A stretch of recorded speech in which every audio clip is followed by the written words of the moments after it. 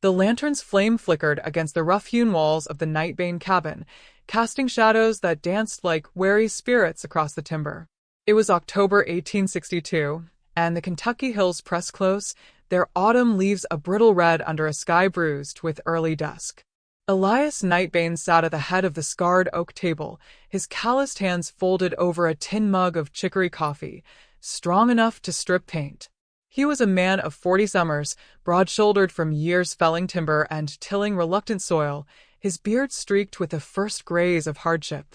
Across from him, his wife, Clara, mended a tear in a woolen shawl, her needle flashing quick and sure. She had the sharp eyes of a woman who'd outlived 2 children to fever, and her voice carried the quiet steel of survival. Their guests, the Thompsons from over the ridge, huddled nearer the hearth. Jacob Thompson, a lanky preacher with a Bible worn thin at the edges, nursed his own mug, his Adam's apple bobbing as he swallowed. Beside him, his sister Mary, pale and unmarried at 28, clutched a bundle of linens she'd brought as thanks for the shelter. The roads were mud-choked from recent rains, and whispers of Confederate raiders had driven them here, seeking the Nightbane's isolated haven. "Grateful we are," Jacob said, his voice low, as if the walls might carry tales. "The world's gone mad out there, with armies marching like locusts." Elias nodded, his gaze drifting to the window where frost already rimed the panes. "Mad or not, these hills keep their own counsel. You'll bed down safe tonight." Clara set her sewing aside and rose to stir the pot of beans simmering over the fire, the steam rising in lazy curls that smelled of salt pork and earth. She glanced at Mary, offering a small smile. "The loft's aired out. It'll be warmer than the trail." Mary returned the smile, though her fingers twisted in her lap. She'd heard the local talk of the Nightbanes, reclusive folk, touched by some old sorrow, but need overrode caution. The 4 of them ate in companionable quiet, the clink of spoons against bowls the only sound beyond the wind's low moan outside. Elias recounted a tame tale of trapping beaver in the spring, his words measured, drawing nods from Jacob. Yet as the meal wound down, Clara paused, her spoon hovering. A faint creak echoed from the rafters above, like floorboards settling under an unseen weight. "House talks at night," Elias said before anyone could voice unease, though his eyes sharpened toward the ceiling. Jacob chuckled softly, but Mary shifted, her gaze following his. The creak came again, sharper this time, accompanied by a whisper of movement, soft, almost like breath against wood. Clara cleared her throat and began clearing plates, her movements brisk. "Best get you settled before full dark." They climbed the narrow ladder to the loft, the air up there cooler, thick with the scent of dried herbs hanging from the beams. 2 straw pallets lay side by side, blankets tucked neat. Jacob lit a stub of candle, its light pooling yellow on the sloped roof. "The Lord watches over us," he murmured, more to himself than Mary as they knelt for evening prayer. Down below, the Nightbanes banked the fire, their voices a muffled hum. Mary lay awake longer than her brother, staring at the shadowed knots in the wood above. The cabin felt alive in its stillness, the hills outside holding their breath. Then, from the far corner of the loft, where bundles of wool waited for spinning, came a sound, faint, like a sigh caught in the throat. She turned her head, but the darkness swallowed it whole. In the main room, Elias extinguished the lantern with a puff, plunging the space into gloom lit only by embers. Clara lingered by the table, her hand on his arm. "They'll be fine," she said, but her voice held a thread of something unspoken. He squeezed her hand, leading her to their bed in the alcove. As they settled under the quilts, the wind picked up, rattling the shutters like impatient fingers. Elias listened, his body tense beneath the covers. The Nightbane land had always demanded vigilance. The war's distant thunder only amplified what lurked closer. Up in the loft, the Thompsons slept, or tried to, unaware that the screams they might hear would come not from the battlefield, but from the silence itself. The carriage wheels crunched over the gravel path, finally stilling before the sagging porch of the Nightbane homestead. Elias Nightbane stepped down first, his boots sinking into the damp earth, and extended a hand to his wife, Clara. She took it without a word, her fingers cool and steady despite the chill wind whipping through the bare oaks. Behind them, their daughter Lila hopped out, her skirts muddied from the journey, eyes bright with the kind of curiosity that always bordered on mischief. "Pa, this place looks like it's been waiting for us," Lila said, tilting her head at the house's weathered facade. The paint peeled in long strips, revealing gray wood beneath, and the windows stared out like empty sockets. Elias shot her a look, the one that said questions could wait, but Clara squeezed his arm gently. "It's home now, isn't it?" Clara murmured, her voice carrying the weight of their uprooted life. They'd fled the border skirmishes up north, Kentucky's divided loyalties chasing them south to this inherited plot, land his late uncle had left with warnings whispered over a deathbed. Elias nodded, jaw tight, and turned to the driver. The man, a wiry local named Harlan, tipped his hat. "Reckon you'll need supplies from town come dawn," Harlan said, unhitching the horses. "But mind the nights here. Woods get restless." Elias paid him in coin scraped from their dwindling savings, watching as the carriage rattled away into the twilight. The family stood alone then, the house looming silent. Inside, the air hung heavy with dust and the faint scent of mildew, furniture draped in sheets like forgotten ghosts. Lila darted ahead, pulling back a cloth from a rocking chair that creaked in protest. "Look at this. Feels like it's got stories," she called, spinning in place until Clara laughed softly, pulling her into a hug.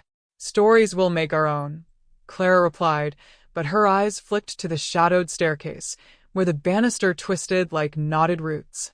As they unpacked what little they had, sacks of cornmeal, a few tin plates, blankets frayed at the edges, Elias lit the hearth. The fire caught slowly, flames licking at logs that popped and hissed. They ate a simple meal by its glow, hard bread and dried venison, washed down with water from the well out back. Lila chattered about the birds she'd seen on the ride, their calls sharp against the rolling hills, but Elias's mind wandered to the uncle's tales. Whispers of screams in the silence, nights when the wind carried voices no one else heard. Superstition, he'd called it then. Now, with the war's echoes fading behind them, it felt like a shadow lengthening. Night fell swift, the kind that swallowed the world whole. Clara retired first, claiming fatigue from the road, her hand lingering on Elias's shoulder as she climbed the stairs. Lila followed soon after, protesting only half-heartedly when he tucked her into the small room at the end of the hall. "Promise you'll wake me if the ghosts come calling," she teased, but her eyelids drooped before he even replied. Elias lingered by the fire, poking at the embers until they dimmed to red eyes. The house settled around him, beams groaning like old bones. He rose to douse the lantern when a sound stopped him, a faint scrape, like nails on wood, coming from the attic above. He froze, ears straining. The wind, he told himself, rattling the shingles. But it came again, deliberate, dragging across the floorboards. Climbing the stairs, his lantern casting jittery shadows, Elias paused at the attic door. It was ajar, though he'd sworn it latched tight earlier. Pushing it open, the hinges wailed. Dust motes swirled in the beam of light, revealing crates stacked haphazardly and a single trunk in the corner, its lid half open. He approached, heart thudding a steady rhythm, and peered inside. Faded linens, a tarnished locket, and at the bottom, a child's shoe, small, worn, caked with dark soil that looked too fresh. The scrape returned, closer now, from the far wall. Elias swung the lantern, illuminating cobwebs thick as veils, but nothing moved. Just the house breathing, he thought, stepping back. Yet as he retreated, a whisper threaded through the air, not wind, but a voice, soft and pleading. "Stay, don't leave us silent." He bolted the door behind him, descending faster than dignity allowed, and barred it with a chair from the hall. In the bedroom, Clara stirred as he slipped under the covers, her hand finding his in the dark. "What was it?" she asked, voice low. "Nothing," he lied, pulling her close. But sleep evaded him, the whisper echoing in his mind, and outside, the woods stirred with a hush that felt watchful, waiting for the family's first unguarded breath. Elias shifted in the saddle, the horse's breath fogging the chill air as they crested the ridge overlooking the Nightbane hollow. Below, the family estate sprawled like a forgotten scar on the Kentucky hillside, a rambling farmhouse of weathered clapboard, its windows dark except for a faint glow from the parlor. Smoke curled lazily from the chimney, but it carried no warmth to Elias's bones. He'd ridden hard from Lexington, the letter from his cousin Margaret clutched in his pocket like a talisman, its words replaying, "Come at once." The nights grow long. Beside him, Thomas reined in his mount, his face etched with the lines of a man who'd seen too many battlefields. "Looks peaceful enough," Thomas muttered, though his hand rested on the revolver at his hip. He was the cautious one, always measuring risks like a surveyor plotting contested land. Elias nodded, but his eyes lingered on the tree-line, where shadows thickened unnaturally, as if the woods themselves were holding their breath. They descended the path, hooves crunching on frost-kissed gravel. The air grew heavier, laced with a scent of damp earth and something metallic, like blood long dried. As they approached the gate, a figure emerged from the gloom, Margaret, her shawl pulled tight against the evening wind. Her eyes, once bright with mischief, now held a hollow gleam. "Elias," she said, voice barely above a whisper. "You came alone?" "With Thomas. He's a friend from the regiment." Elias dismounted, embracing her briefly. She felt thinner than he remembered, her grip on his arm desperate. Thomas stayed mounted, scanning the yard where lanterns flickered like wary eyes.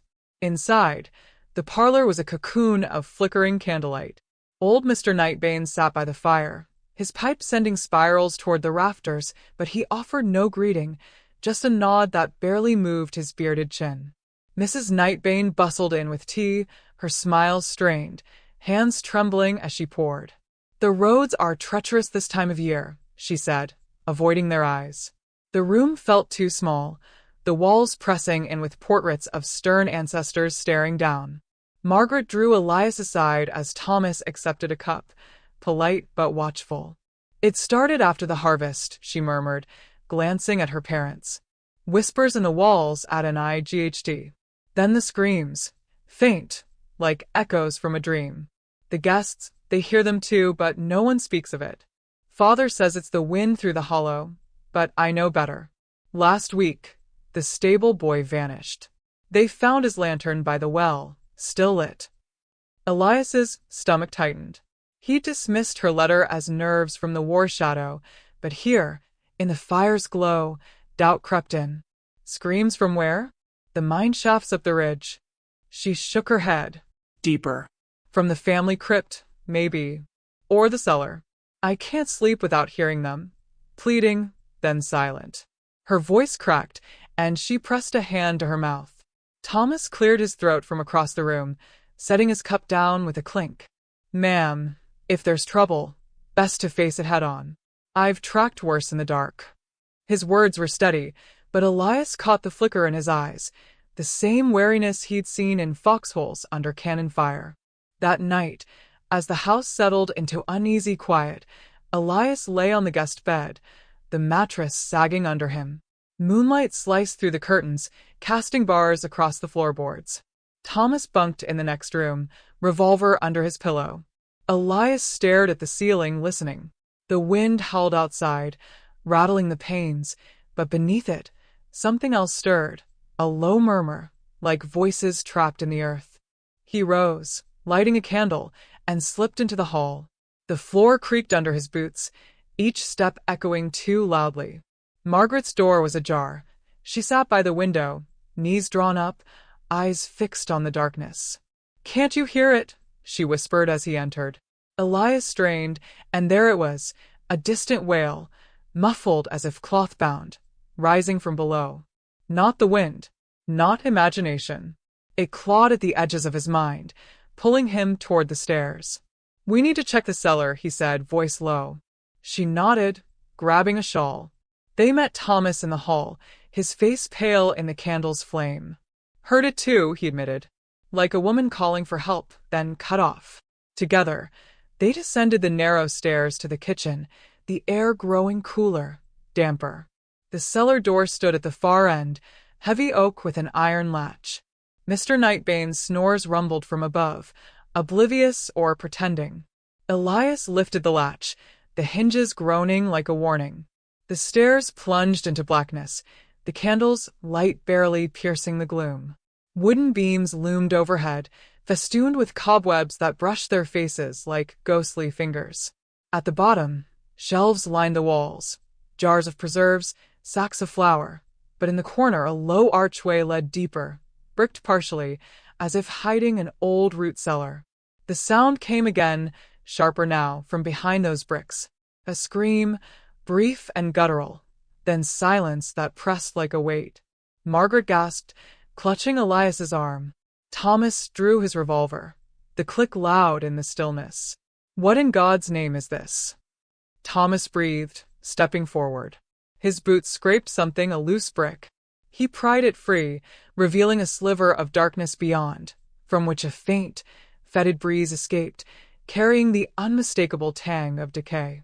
Elias shifted in the dim parlor, the lantern's flame flickering like a heartbeat against the walls. The air hung thick with the scent of damp wood and something sharper, like iron left too long in the rain. He glanced at Clara, her hands folded tightly in her lap, knuckles pale as she stared at the hearth where embers barely glowed.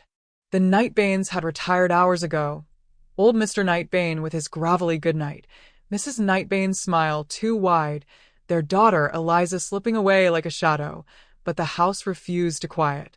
Elias had heard it first, a low murmur from the floorboards, not quite a voice, more like wind trapped in a chimney. Clara's eyes met his now, wide with the same unspoken question.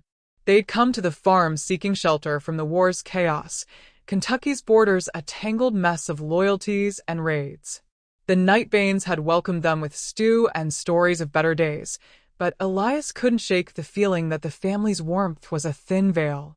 "It's nothing," he whispered, though his voice cracked on the words. Clara leaned closer, her breath warm against his ear. "Then why does the silence feel like it's listening?" She was always the one to name the fears he buried, her caution a steady anchor in their wandering life. A floorboard creaked upstairs, deliberate, like a foot testing weight.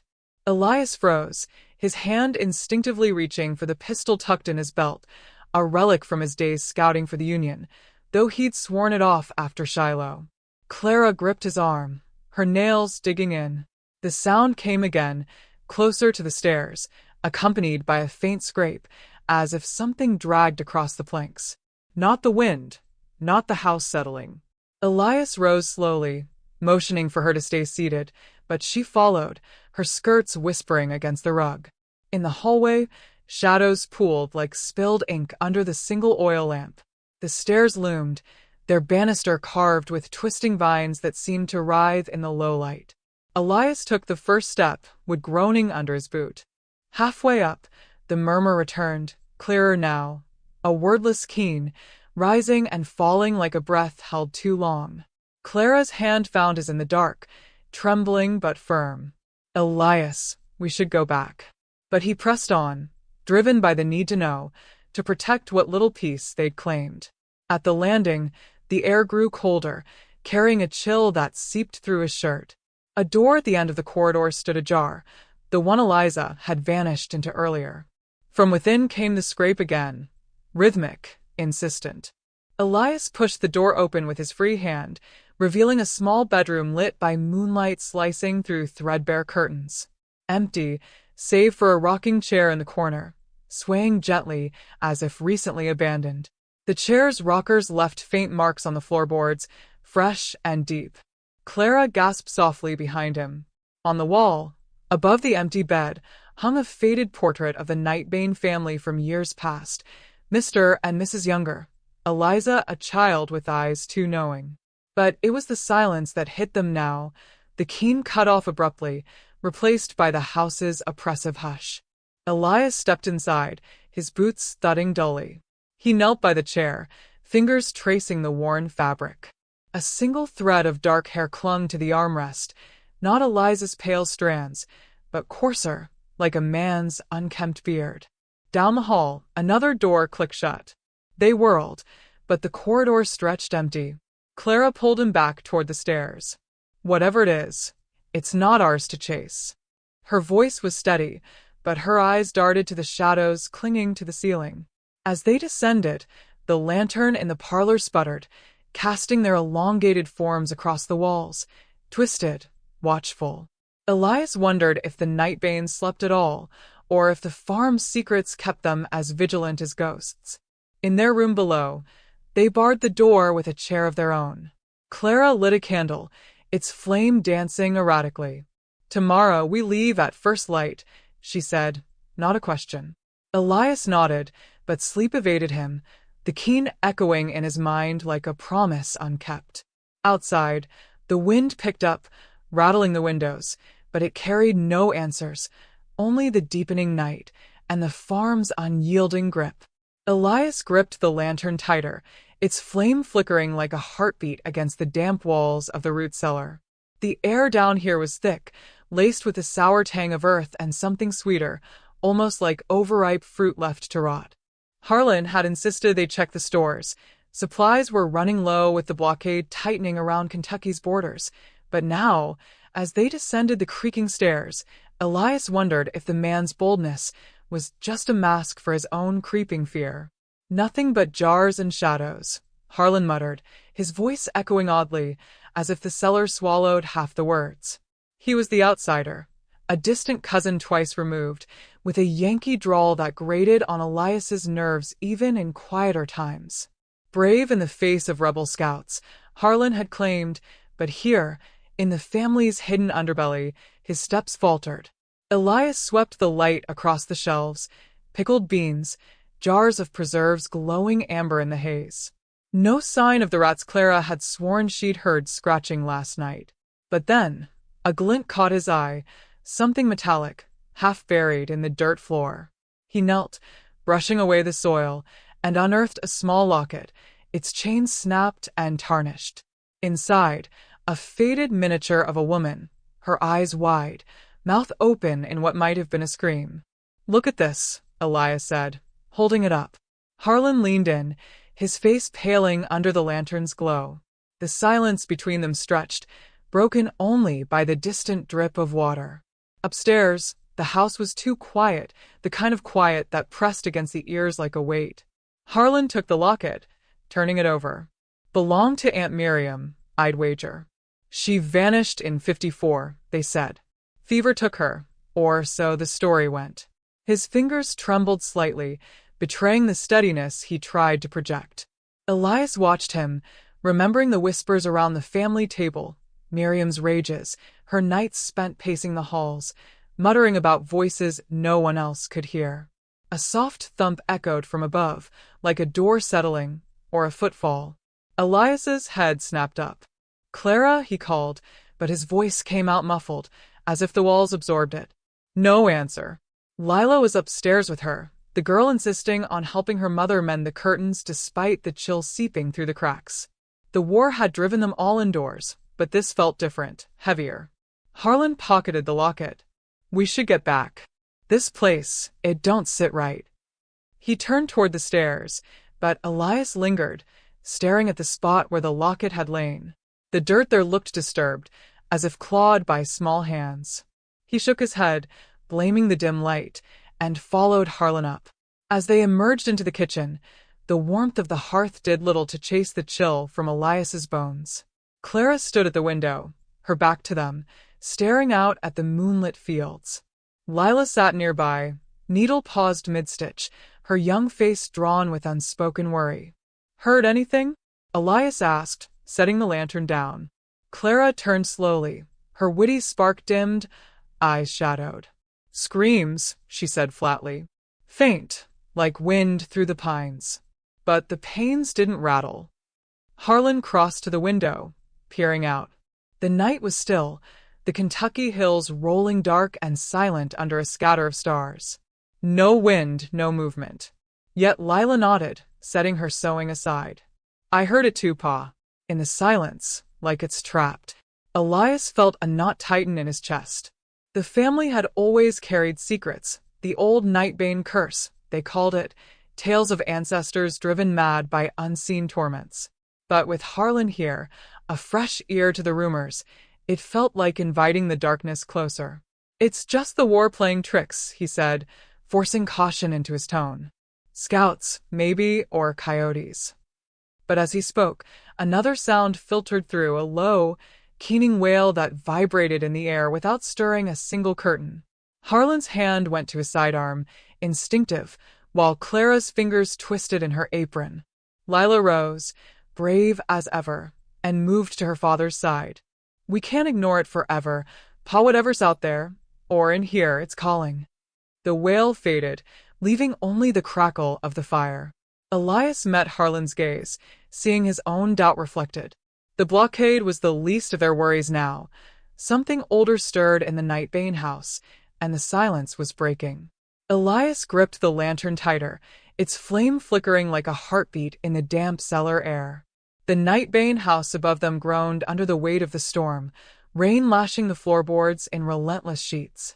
He'd led the way down here after the third scream echoed through the walls, faint, muffled, as if the house itself were swallowing the sound.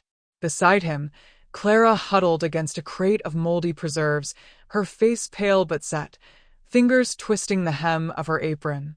She wasn't one to panic. Years of birthing foals and mending fences had hardened her against the world's cruelties. But this was different. This was inside their home. "Pa said it came from the root cellar," she whispered, her voice steady despite the tremor in her hands. "But the door's barred from the inside." "How?" Elias didn't answer right away. He scanned the shadows, the lantern casting jagged pools of light across cobweb-draped shelves. The air smelled of earth and something sharper.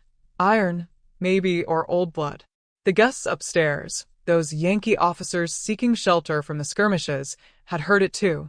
Their boots had thundered overhead earlier, voices raised in argument before falling silent. Now only the storm spoke. He stepped forward, boots crunching on loose gravel, and pressed his ear to the rough-hewn wall. Nothing. Just the drip of water somewhere deep. A scrape echoed from the far corner, like nails on wood. Clara's breath hitched.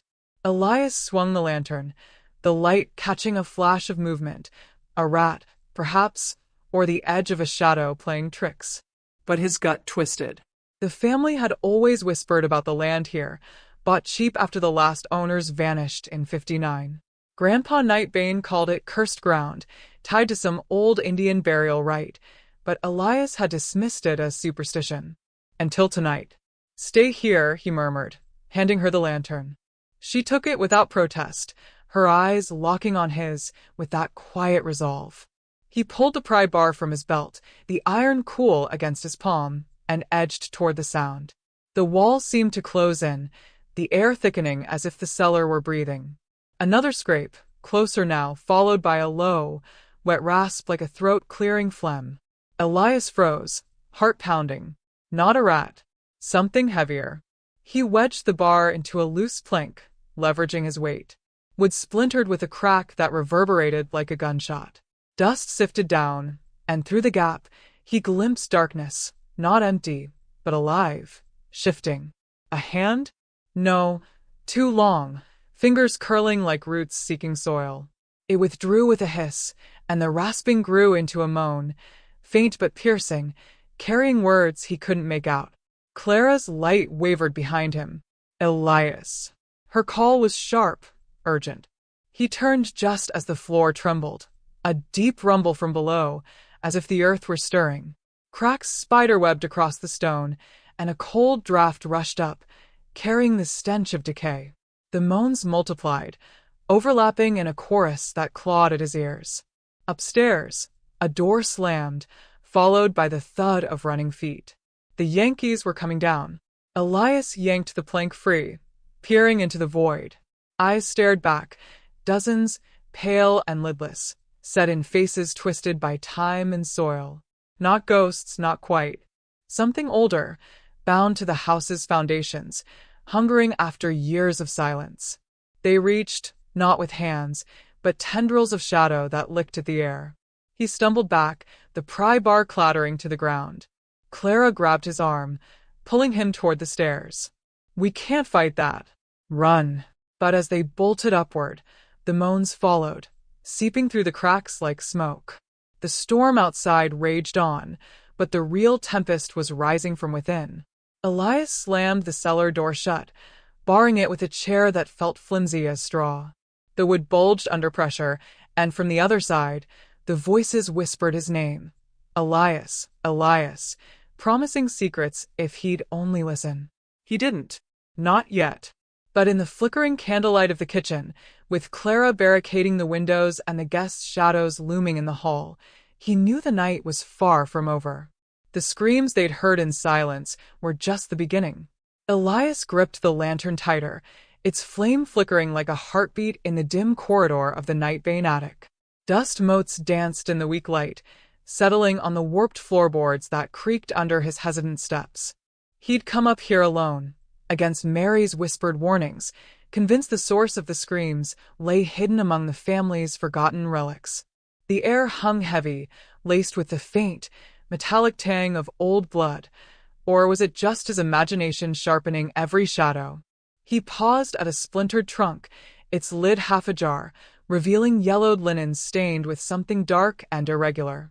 As he reached out, a low rumble echoed from the rafters, not thunder, but something alive, shifting in the eaves. Elias froze, his breath catching. The guests downstairs, Mary, the cautious schoolteacher from Lexington, and young Theo, the wide-eyed nephew, had heard the cries too, faint through the floorboards, but up here, they resonated in his bones. He should have waited for them, but doubt gnawed at him. What if the Nightbane's hospitality masked something worse than eccentricity? Pushing the lid open fully, Elias uncovered a bundle of letters tied with faded ribbon. The top one, dated 1847, bore Eliza Nightbane's looping script. "The silence devours us, but the voices persist." His fingers trembled as he unfolded it, the paper brittle under his touch. Whispers seemed to rise from the words themselves, indistinct at first, then forming syllables that mimicked the screams he'd heard at midnight. He dropped the letter, backing away, only to knock over a stack of crates. They toppled with a crash, spilling forth a cascade of porcelain dolls, their glass eyes staring blankly upward, mouths frozen in eternal, silent wails. The rumble grew louder, vibrating through the walls like a distant train. Elias spun toward the attic stairs, heart pounding, but the trapdoor he'd climbed through now hung ajar, swaying as if nudged by an unseen hand. No one else was up here, he was sure of it. "Mary," he called softly, voice cracking in the stale air. No answer, only the creak of wood settling, or perhaps approaching. He edged toward the opening, lantern raised high, casting elongated shadows that twisted like grasping fingers across the beams. Down below, in the flickering warmth of the parlor, Mary paced before the hearth, her sensible boots scuffing the threadbare rug. Theo huddled in an armchair, knees drawn up, clutching a tin cup of untouched tea. The Nightbane matriarch, Widow Harlan, sat composed in her rocker, knitting needles clicking steadily, as if the house weren't alive with unrest. "It's just the wind through the chimneys," she'd said earlier, her eyes sharp and unyielding. But Mary knew better. The screams had pierced the night like accusations, and Elias's absence now stretched too long. "We can't wait," Mary said, stopping to face Theo. The boy nodded, his freckled face pale, but his jaw set with a stubborn resolve that belied his 12 years.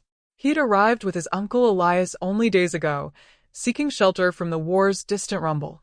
But this old Kentucky homestead hid perils far subtler than cannon fire. Mary glanced at the widow, who hadn't looked up from her yarn. "Mrs. Nightbane, has your family always heard things in the walls?" The widow's needles paused, just for a breath. "Every old house whispers its stories, miss. Best not to listen too closely." Her voice was smooth as river stone, but her knuckles whitened on the needles. Theo shifted, whispering to Mary, "I saw something in the mirror upstairs. A face that wasn't mine." Mary's stomach twisted. She dismissed it as tricks of candlelight, but now, with Elias missing, Doubt crept in like fog off the Ohio. A thud echoed from above, muffled but unmistakable. Mary's hand flew to her throat. Elias. Without another word, she grabbed the poker from the fire, its tip glowing faintly orange. Theo scrambled after her, and even the widow rose slowly, setting her knitting aside with deliberate care. They ascended the narrow stairs to the attic in tense silence, the house seeming to hold its breath. The air grew colder with each step, the lantern Mary carried guttering as if starved. At the top, the trapdoor gaped open, and Elias's lantern lay overturned, its glass shattered, spilling oil that pooled like spilled ink. He was there, slumped against a beam, eyes wide and unfocused, murmuring about voices in the letters. Mary knelt beside him, shaking his shoulder. What happened? Did you see it? He clutched her arm, his grip feverish. Not see here. They're not screams, Mary. They're names. Ours. Theo peered into the gloom, the doll's eyes catching the light like distant stars. The rumble returned, closer now, from the far wall where a boarded-up window sagged under cobwebs. As Mary helped Elias to his feet, a sliver of moonlight pierced through a crack, illuminating a handprint on the wood, small, childlike, but pressed from the inside out. The widow lingered at the stairs, her face a mask of quiet resignation. Some guests leave marks, she said softly. Others become them. Elias staggered forward, pulling free of Mary, driven by a surge of defiance. He seized a loose plank from the floor and hammered at the boards, splintering them with frantic swings. Dust billowed, and for a moment, the whispers swelled into a chorus, names twisting into pleas. Theo covered his ears, but Mary held firm, poker ready. The barrier gave way, revealing not a window but a narrow chute descending into darkness, lined with etched scratches, dozens, perhaps hundreds, climbing upward like desperate fingerprints. A cold draft rushed up. Elias gripped the banister tighter, his knuckles whitening against the worn oak as the stairs creaked under his weight. The air in the Nightbane house grew thicker with each step downward, carrying a faint, metallic tang that clung to his throat like damp fog off the Cumberland River. He wasn't alone. Behind him, Clara's hand brushed his elbow, her breath shallow and quick, while Harlan brought up the rear, his lantern swinging like a pendulum, casting shadows that danced mockingly along the walls. They had come this far because of the whispers, the ones that started as rumors in the parlor but turned to screams in the night, muffled yet insistent, as if the house itself were swallowing sound before it could escape. Elias, ever the rational surveyor from Lexington, had dismissed them at first, chalking it up to the war's toll on frayed nerves. But last evening, when the cries had pierced his dreams, vivid and raw, he knew they weren't just echoes of distant battles. The basement door had been locked, its iron key hidden in Widow Nightbane's reticule, but Harlan's sleight of hand during supper had secured it. Now, as they descended, the widow's warnings echoed in Elias's mind. Some doors stay shut for a reason, Mr. Hale. The silence outside is a mercy. She had said it with that eerie calm, her eyes like polished river stones, but they pressed on, driven by the need to uncover what the family concealed beneath their gracious hospitality. At the bottom, the lantern light revealed a low-ceilinged chamber, its stone walls slick with moisture. Crates of preserved goods lined one side, jars of pickled beans and salted pork, remnants of a plantation's dwindling stores, but it was the far corner that drew them. A heavy curtain of burlap hung there, swaying slightly, though no draft stirred the air. Clara stepped forward first, her cautious nature yielding to a flicker of resolve. She was the schoolteacher from Frankfurt, brave in quiet ways, the one who mended wounds without flinching. She pulled the curtain aside, and the light spilled onto a narrow alcove. Chains dangled from iron rings embedded in the wall, rusted but sturdy, ending in manacles that looked too small for grown hands. Elias's stomach twisted. "This isn't for slaves," he murmured, his voice barely cutting the stillness. "Not like that." Harlan snorted, but it lacked his usual wit, coming out strained. "Looks like a birthing room gone wrong. Or a madhouse." He held the lantern higher, illuminating scratches on the stone, deep gouges, as if nails had clawed for purchase over years. No blood, but the marks told their own story, frantic and unending. A soft scrape echoed from beyond the alcove, like fabric dragging over stone. Clara froze, her hand flying to her mouth.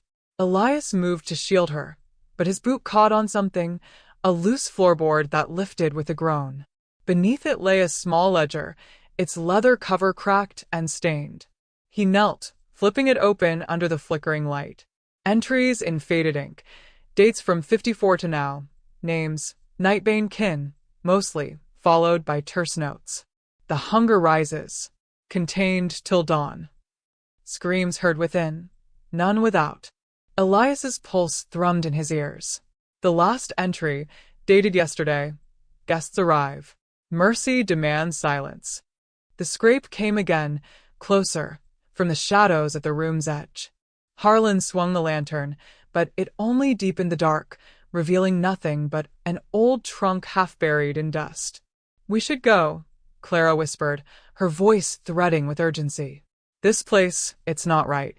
Elias closed the ledger, tucking it into his coat. They turned to retreat, but the stairs seemed farther now, the air pressing in like a living thing. As they climbed, a low keen started, faint at first, building to a wail that vibrated through the wood. It wasn't audible above ground. Elias knew that instinctively, as if the house fed on the sound, absorbing it into its bones. But down here, it clawed at them, promising revelations they might not survive. They burst into the kitchen, slamming the basement door and leaning against it, breaths ragged. Widow Nightbane stood at the stove, stirring a pot of stew as if nothing had changed, her back to them. "Supper's near ready," she said without turning. "The war teaches patience, don't it?" Elias exchanged glances with Clara and Harlan. The ledger burned against his chest. The screams they'd heard below were just the beginning. The family's silence hid something that hungered, and now they were part of it. Outside, the Kentucky night deepened, stars indifferent above the silent facade. Elias gripped the lantern tighter, its flame flickering like a heartbeat against the damp cellar walls. The air down here carried the weight of forgotten years, thick with the scent of moldering earth and something sharper, like rusted iron. He had come alone this time, leaving Clara upstairs with the Nightbane's uneasy hospitality, her protests echoing in his ears even now. "It's suicide, Elias. Whatever's whispering in those walls, it wants you down there." But he couldn't wait any longer. The screams, those silent, bone-deep screams that clawed at his mind without sound, had grown insistent since dusk, pulling him toward the locked door beneath the stairs. The key, pilfered from Mr. Nightbane's study during the afternoon's feigned card game, turned with a groan that seemed to protest the intrusion. The door swung open on hinges that hadn't moved in decades, revealing steps descending into shadow. Elias descended, each footfall a soft thud that swallowed itself in the gloom. His boots sank into layers of dust, undisturbed save for faint trails like claw marks leading deeper. He held the lantern high, its light carving out jagged shapes, crates stamped with faded Union insignias from the war's early days, barrels swollen with age, and at the far wall, a heavy iron grate embedded in the stone floor. He knelt before it, the cold metal biting through his trousers. Peering through the bars, he saw nothing but blackness, a void that seemed to stare back. That's when the first whisper came, not in his ears, but in his chest, a vibration like distant thunder trapped in his ribs. It built slowly, forming words he couldn't quite grasp, please, perhaps, or warnings. Elias fumbled for the grate's lock, his fingers slick with sudden sweat. The screams had started that way for the guests before them. He recalled from the fragmented journals he'd found in the attic, silent to the household, but a torment to newcomers, drawing them inexorably downward. A scrape from above froze him. Footsteps? He doused the lantern, plunging into darkness that pressed like a living thing. His breath came shallow, heart pounding a rhythm against the quiet. The Nightbanes knew. Mrs. Nightbane's watchful eyes during supper, her husband's two casual questions about the family's history, it all clicked now. They weren't victims, They were keepers. The grate rattled faintly under his hand, as if something below responded to his presence, eager. Elias relit the lantern with trembling fingers, the spark illuminating a rusted chain he hadn't noticed before. He yanked at it, muscles straining, until the grate lifted with a screech that echoed up the stairs. Cool air rushed up, carrying the unmistakable tang of decay. He lowered the light into the pit, revealing a narrow shaft dropping 20 feet to an uneven floor of packed dirt. Bones gleamed there, human, scattered like forgotten kindling, and in the center, a figure huddled, chained to the wall. Not a figure, exactly, more a shape, shrouded in rags, its head bowed. Elias. Clara's voice, faint and urgent, from the top of the stairs. Panic surged through him. He shouldn't have left her alone. Elias, they're coming. He dropped the lantern into the pit, its light shattering on impact, plunging everything below into chaos. Smoke curled up, acrid and blinding. The shape in the pit stirred, a low moan rising, not silent, this time, but a real sound that clawed at the air. Elias scrambled back, but hands seized him from behind, rough, unyielding. Mr. Nightbane's voice, calm as a preacher's, cut through the haze. You weren't meant to see, son. Some silences are mercy. They dragged him upward, the grate slamming shut behind. Clara's scream, audible, raw, joined the fray as Mrs. Nightbane appeared, her face a mask of regret, a lantern of her own casting long shadows. The whispers in Elias's chest swelled into a roar, the family's secret unraveling thread by thread, but the cost was already mounting, trust shattered, and whatever lurked below now awake, hungry for release. Elias gripped the lantern's handle tighter, its flame flickering like a dying heartbeat against the damp stone walls of the Nightbane cellar. The air down here hung thick with the scent of earth and something sharper, metallic, blood, perhaps, or the rust of old irons. He'd followed the faint trail of scratches along the floorboards above, leading him to this hidden hatch beneath the pantry. Now, with the family asleep, or so he hoped, above, he descended alone, his boots scraping softly on the ladder rungs. The light caught on something glinting in the corner, a row of jars, their glass clouded with age, lined up on a rough-hewn shelf. Elias approached, heart pounding in his ears, and wiped the grime from the nearest one. Inside, suspended in a yellowish fluid, floated a small hand, child-sized, pale and unnaturally preserved. He recoiled, ball rising in his throat, but forced himself to look closer. Not just a hand, fingers curled as if in eternal grasp, nails broken and dark. How many jars? He counted 12, maybe more, each holding fragments that no child should lose. A whisper of sound pulled him back, a soft scraping, like claws on wood, coming from the far wall. The lantern swung in his trembling grip, casting wild shadows that danced like specters. He wasn't alone. Pressing against the cold stone, Elias scanned the darkness, his breath shallow. The Nightbanes had welcomed him and Clara as weary travelers fleeing the border skirmishes, their hospitality warm as a fire. But the screams, those muffled cries in the night, silenced by the house's thick walls, had drawn him here. Clara thought him mad, whispering of nerves frayed by war. But he knew better. The family's eyes, too knowing, held secrets that clawed at the edges of sleep. The scraping grew insistent, rhythmic now, as if something paced just beyond the lantern's reach. Elias edged forward, the jars forgotten, his free hand fumbling for the pistol tucked in his belt. The wall ahead wasn't solid. A seam ran vertically, disguised by mortar that flaked under his touch. He wedged his fingers in, pulling, and a section swung inward on hidden hinges, a false panel revealing a narrow tunnel, black as pitch. The air from within carried a chill that seeped into his bones, laced with a faint, acrid tang of decay. He hesitated, glancing back at the ladder. Clara waited upstairs, oblivious, her trust in the Nightbanes unshaken. But if he turned back now, the screams would echo unanswered, and whatever horror festered below would claim them both. Steeling himself, Elias stepped through, the panel creaking shut behind him like a coffin lid. The tunnel sloped downward, forcing him to duck, the lantern's light barely piercing the gloom. Roots snaked through the earth walls, twisting like veins, and he swore he saw them twitch. Minutes stretched into an eternity of stumbling descent, his mind racing with fragments of overheard conversations. The eldest Nightbane daughter, Lila, humming lullabies that twisted into wails at midnight. The father's late-night mutterings about the old debt and feeding the silence. Elias's boot caught on a loose stone, and he pitched forward, the lantern clattering ahead. It rolled, flames sputtering but holding, illuminating a chamber at the tunnel's end. There, in the wavering glow, stood a crude altar of stacked stones, stained dark at its center. Around it, etched into the floor, formed a circle of symbols, arcane marks that pulled at his vision, making his head throb. And chained to the altar's base, her form huddled and broken, was a girl no older than 10. Her eyes, wide and pleading, locked onto his.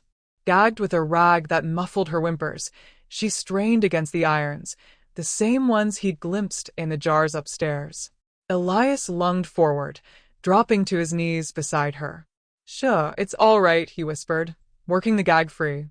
Her voice emerged hoarse, barely audible. "They come in the dark, take pieces to keep the quiet." The words chilled him deeper than the air. Above, the house slept in enforced silence, but here, the truth screamed without sound. Footsteps echoed from the tunnel, slow, deliberate. Elias whirled, pistol raised, as a figure emerged from the shadows. Not a Nightbane, but something worse. Tall, elongated, its skin stretched taut over bones that didn't fit human. It tilted its head, eyes gleaming like polished obsidian, and the girl beside him let out a silent sob. The creature's mouth split in a grin, revealing teeth filed to points, and it stepped closer, the air humming with unnatural hunger. Elias fired. The shot boomed in the confined space, the bullet striking true, but the thing only staggered, a black ichor oozing from the wound. It laughed, a soundless rasp that vibrated through the stone, and lunged. He shoved the girl behind him, grappling with a pistol's hammer for another shot, but the creature's claws raked his arm, tearing fabric and flesh. Pain flared, hot and blinding, as he kicked out, connecting with its knee. It crumpled slightly, giving him a moment to drag the girl toward a side crevice, her small hand icy in his. They squeezed into the narrow gap, the creature's talons scraping the entrance as it pursued. "Run," Elias gasped, pushing her ahead. The tunnel branched here, a maze carved by forgotten hands, and she led him, knowing paths he couldn't see. Behind, the thing's pursuit echoed, a relentless tide of silence that promised no escape. Upstairs, Clara might hear the shot, might rouse the family, or worse, join the screams. Elias gripped the lantern's handle until his knuckles ached, the flame inside flickering like a heartbeat on the verge of stopping. The cellar stairs creaked under his boots, each step downward pulling him deeper into the damp earth that smelled of iron and forgotten rot. Clara followed close, her breath steady but her eyes wide in the shadows, scanning the walls where roots twisted like veins. Samuel brought up the rear, his usual quips silenced by the weight of what they'd uncovered upstairs, the faded journal pages that spoke of the Nightbane curse, binding the land to screams no one could answer. They'd come down here on a desperate hunch, after the guests' rooms fell silent one by one. The rival surveyors from Lexington, those sharp-tongued men sniffing out coal veins for the war effort, had vanished into the night, their horses found wandering the misty fields with saddles askew. Elias had barred the doors, but the screams, they echoed not in the air, but in the bones, a vibration that made the teeth chatter without sound. "It's the hollow," Clara had whispered earlier, her voice cutting through the parlor's gloom. "Pa's stories weren't just to scare us. The ground takes what it hungers for." Now, at the bottom, the lantern light spilled across crates of Jared preserves and rusted tools, but Elias's gaze fixed on the far wall, a rough-hewn slab of stone, etched with symbols that matched the journal's warnings. He set the lantern down, the glow dancing on the carvings, spirals that seemed to writhe, pulling the eye inward. "This is it," he muttered, his cautious nature warring with the fire in his chest. He pressed his palms against the stone, feeling a chill seep through like winter's first bite. Nothing budged. Samuel knelt beside a scatter of bones half buried in the dirt floor, small, fragile, like a child's. "These aren't animal," he said, his wit edged with strain. "And look here. The soil's blacker than sin, like it's bled out." He dug with his fingers, unearthing a tarnished locket, its chain snapped. Inside, a miniature portrait of a woman with eyes too alive, staring out as if she'd never left. Clara snatched it, her brave resolve cracking for a moment. "That's grandmother alone, the one who settled this land, or so the tales go. They say she bargained with something old, buried in the hills, to keep the family safe during the raids." Her fingers trembled as she traced the portrait. Upstairs, the house groaned, a low rumble that set dust sifting from the beams. The screams intensified in their silence, a pressure building behind the eyes, urging surrender. Elias wedged his crowbar into a seam of the stone, muscles straining as he levered it. A crack split the air, not loud but resonant, like a whisper amplified in the chest. The slab shifted, revealing a narrow crevice beyond, exhaling a fetid wind that carried the faint, metallic tang of blood. "We end this tonight," he said, voice rough with the stakes pressing in. The risk of losing Clara, of the curse claiming the last Nightbane bloodline, leaving the farm to wither under silent howls. They squeezed through, the passage narrowing until shoulders scraped rock. Samuel's lantern swung wild, casting elongated shadows that clawed at the walls. Clara led now, her caution yielding to determination, pistol from the mantle tucked in her belt. The tunnel sloped downward, the air growing thicker, laced with a murmur that wasn't quite sound, a chorus of the taken, guests and kin alike, their essences woven into the earth. A tremor shook the ground, loose stones pattering like rain. Elias stumbled, catching himself on a jutting root that pulsed faintly under his hand. "It's waking," Samuel hissed, his face pale in the light. "Whatever she bound, it's not staying put." Clara pushed on, the crevice opening into a cavern where the lantern's beam pierced a pool of inky water at the center. There, rising from the depths like a drowned sentinel, stood a figure, translucent at first, then solidifying into the form of Aloan herself, her dress tattered and eyes hollow sockets brimming with unspoken pleas. The screams converged here, a silent storm that bent the air, forcing knees to buckle. Elias raised the crowbar, heart pounding against the dread coiling in his gut. But Clara stepped forward, locket in hand. "We free you," she said, not to the apparition, but to the dark beyond. She hurled it into the pool, the splash rippling outward in waves that distorted the figure's edges. The cavern shuddered, cracks spiderwebbing the walls as the pressure eased, the screams fading to a distant echo. Yet as they retreated, Samuel glanced back, spotting a hand, small, bony, breaching the water's surface, reaching for what had been cast away. The cost lingered, a shadow on their escape, the land's hunger not sated, merely paused. Elias Nightbane's boots crunched over the frost-laced gravel as he crested the ridge, the first pale light of dawn bleeding into the sky, like a wound that refused to close. Below, the family cabin squatted in the hollow, its chimney silent now, no smoke curling from the stone. He paused, breath fogging the air, and gripped the rifle tighter. Not the fancy one from the war, but the old squirrel gun his pa had carved from ash wood.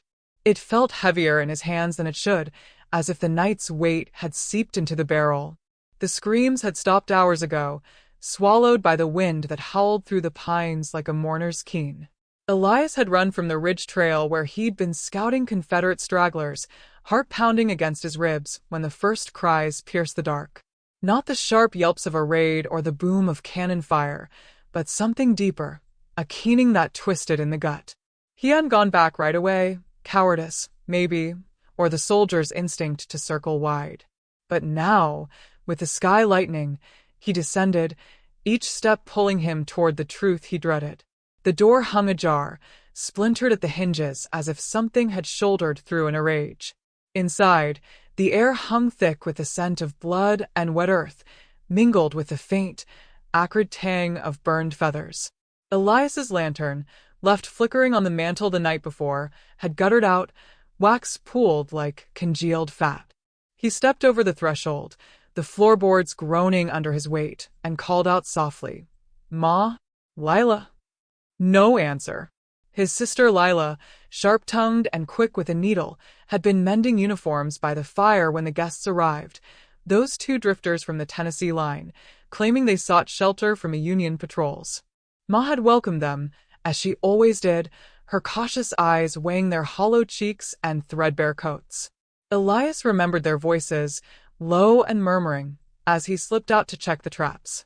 Polite enough, but with an undercurrent that made the hairs on his neck prickle.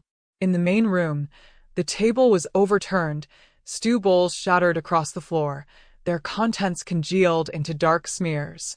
One of the guests' coats lay draped over a chair, pockets turned out, empty of the tobacco pouches they'd carried. Elias's stomach twisted as he moved to the kitchen, where the back door yawned open to the yard. Tracks marred the mud, booted feet, heavy and uneven, leading toward the root cellar. But mingled with them were others, claw-like impressions that dug deep, as if talons had scraped for purchase. He approached the cellar door, half buried in the hillside, its iron latch bent outward. The screams echoed in his mind again, not loud but insistent, like whispers trapped in a skull. Pushing the door wide, he descended the rough-hewn steps, the air growing colder, damper, until his lantern, relit with a trembling match, cast shadows that danced like specters. Ma lay at the bottom, her apron twisted around her waist, throat torn open in a ragged gash that wept black blood. Her eyes stared up, wide and unseeing, reflecting the flames' flicker. Beside her, Lila curled fetal, arms wrapped around her head, but the blood pooling beneath her told Elias she wouldn't uncurl again. The drifters were there too, slumped against the wall, their faces pale masks of horror, throats similarly slashed, not by blade, but by something with teeth too long for any man. A low rumble stirred from the shadows at the far end, where the shelves of jars had toppled, potatoes rolling like pale skulls. Elias raised the rifle, heart slamming. The thing emerged slowly, uncoiling from the dark, a shape neither man nor beast, furred and elongated, eyes glowing with a hunger that predated the war, the land, perhaps even the hills themselves. It had come with the guests, he realized, hidden in their whispers, drawn by the isolation of the Nightbane hollow. The creature lunged, a blur of claws and sinew, but Elias fired. The shot boomed, echoing off the stone, and the thing yelped, a sound like the screams reborn, before crumpling, black ichor spilling from its chest. It twitched once, twice, then stilled, its form shimmering as if dissolving into the earth. Elias sank to his knees beside his family, the rifle clattering from numb fingers. Dawn's light filtered through the cellar grate, illuminating the carnage, but it brought no warmth. The war raged on beyond the ridges, soldiers marching to their own silent screams, but here, in the heart of Kentucky's shadowed hollers, the Nightbane's story ended not with glory or defeat, but with a quiet unraveling. He buried them at midday, under the old oak that had shaded their porch, and as he patted the soil firm, a faint wind carried the echo of those final cries, silent now, but etched forever in the silence of the hills.